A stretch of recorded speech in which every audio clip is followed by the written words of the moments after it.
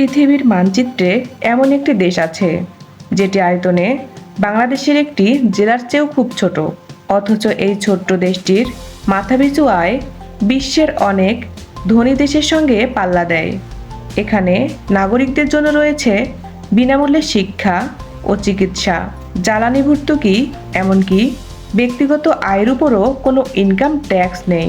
কিন্তু গল্পটা এখানে শেষ নয়, কারণ এই দেশেই আবার কার্যকর রয়েছে কঠোর ইসলামী আইন, প্রকাশ্যে মদ নিষিদ্ধ, আর রাষ্ট্রের প্রায় সব ক্ষমতা একজন মানুষের হাতেই কেন্দ্রীভূত। তেলের বিপুল সম্পদে গড়ে ওঠা এই ছোট্ট রাজতন্ত্রের নাম ব্রুনাই দারুচ্ছালাম। কিভাবে এত ছোট একটি দেশ এত ধনী হলো?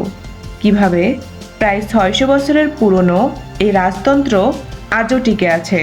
আর ব্রুনাইয়ের সেই অদ্ভুত ও কঠোর নিয়মগুলোই বাকি।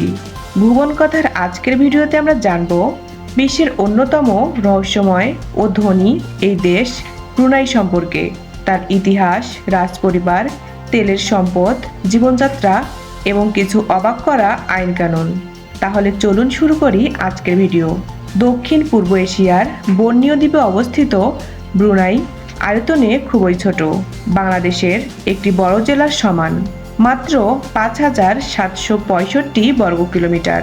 জনসংখ্যাও মাত্র 4.5 লাখের মতো।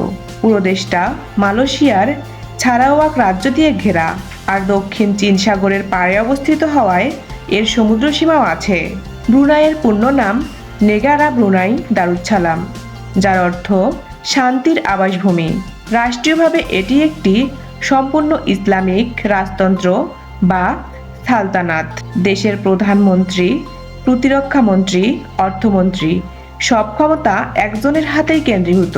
তিনি হলেন সুলতান হাসান আল বলকিয়া।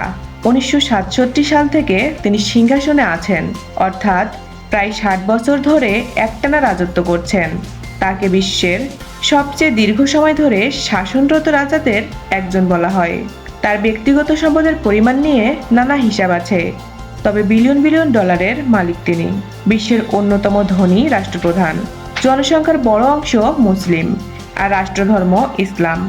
এখানকার মানুষের জীবনযাত্রার মান খুব উঁচু। বিনামূল্যে চিকিৎসা, বিনামূল্যে শিক্ষা, এমনকি বিশ্ববিদ্যালয় পর্যন্ত ভর্তুকিযুক্ত জ্বালানি, আর কোনো ব্যক্তিগত ইনকাম ট্যাক্স নেই। জাতিসংঘের মানব উন্নয়ন সূচকেও ব্রুনাই বেশ উপরের দিকে থাকে। ব্রুনাইয়ের ইতিহাস। ব্রুনাইয়ের ইতিহাস প্রায় 600 বছরের পুরনো। 14 শতকে এখানে সালতানাত প্রতিষ্ঠিত হয়, আর 15-16 শতকে ব্রুনাই ছিল এক বিশাল সাম্রাজ্য। সে সময় গোটা বর্নিও দ্বীপ আর বর্তমান ফিলিপাইনের কিছু অংশ পর্যন্ত ব্রুনাইয়ের শাসন বিস্তৃত ছিল। এই সময়টাকে ব্রুনাইয়ের স্বর্ণযুগ বলা হয়, যখন এটি দক্ষিণ পূর্ব এশিয়ার একটি শক্তিশালী বাণিজ্যিক ও নৌশক্তি ছিল।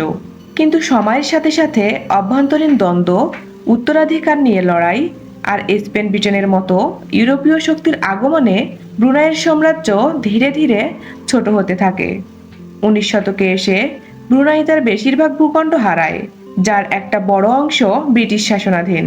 সারাওয়াক আর উত্তর বর্নিওর বর্তমান সাভা সাথে যুক্ত হয়ে যায়। 1888 সালে ব্রুনাই ব্রিটিশ সাম্রাজ্যের একটি প্রোটেক্টরেট বা সুরক্ষিত রাজ্যে পরিণত হয়, অর্থাৎ ব্রিটিশরা এর প্রতিরক্ষা এবং পররাষ্ট্রনীতি নিয়ন্ত্রণ করত।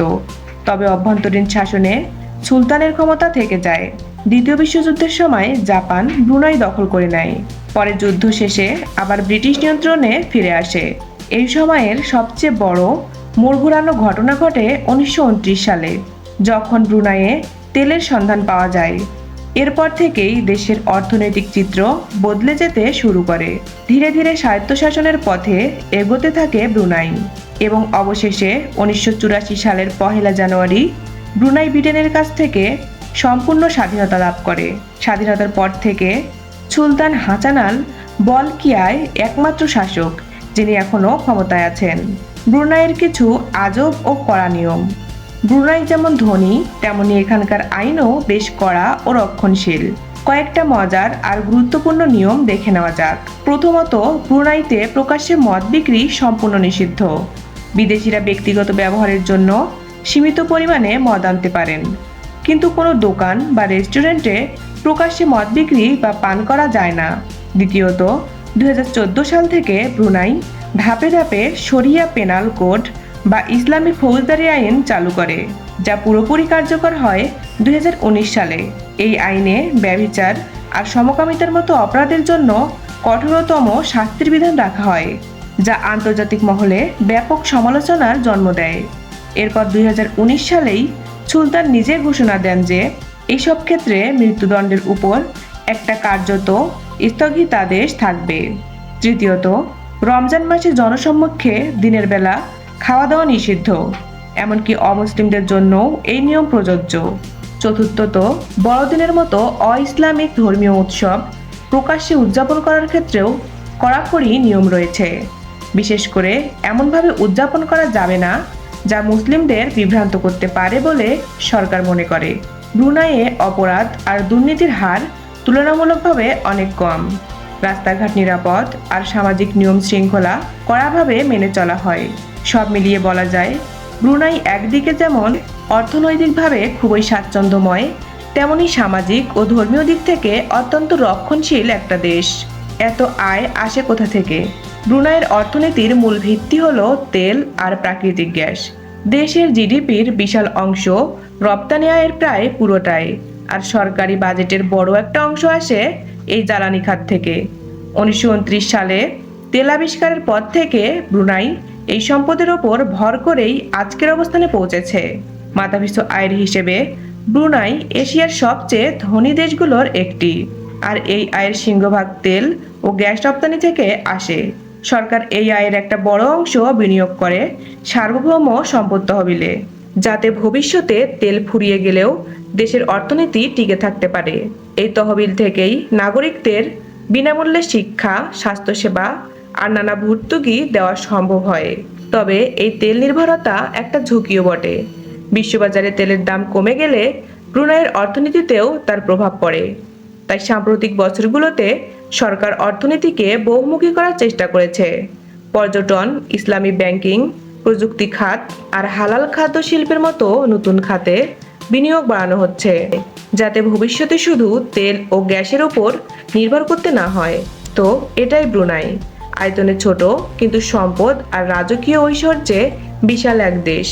একদিকে তেলের বিপুল সম্পদে গড়ে ওঠা উন্নত জীবনযাত্রা, বিনামূল্যে শিক্ষা, চিকিৎসা আর নানা সরকারি সুবিধা, অন্যদিকে শত শত বছরের রাজতন্ত্র, কঠোর ধর্মীয় আইন এবং একজন সুলতানের হাতে কেন্দ্রীভূত বিপুল ক্ষমতা। তবে ব্রুনাইয়ের সামনে সবচেয়ে বড় প্রশ্ন হলো তেল ও গ্যাসের উপর নির্ভরশীল এই অর্থনীতি ভবিষ্যতে কতটা টেকসই থাকবে। প্রাকৃতিক সম্পদ একদিন কমবেই, আর সেই কারণেই এখন থেকেই নতুন অর্থনৈতিক খাত গড়ে তোলার চেষ্টা করছে দেশটি। সব মিলিয়ে ব্রুনাই এমন এক দেশ যেখানে ছোট ভূখণ্ডের মধ্যে একসঙ্গে দেখা যায় রাজকীয় ঐতিহ্য, বিপুল সম্পদ, ধর্মীয় রক্ষণশীলতা এবং আধুনিক কল্যাণ ব্যবস্থা। তো বন্ধুরা, আজকের ভিডিও এই পর্যন্তই। ভিডিওটি ভালো লাগলে লাইক দিতে ভুলবেন না, আর বিশ্বের এমন অজানা ও বিস্ময়কর দেশগুলোর গল্প জানতে চ্যানেলটি সাবস্ক্রাইব করে পাশেই থাকুন।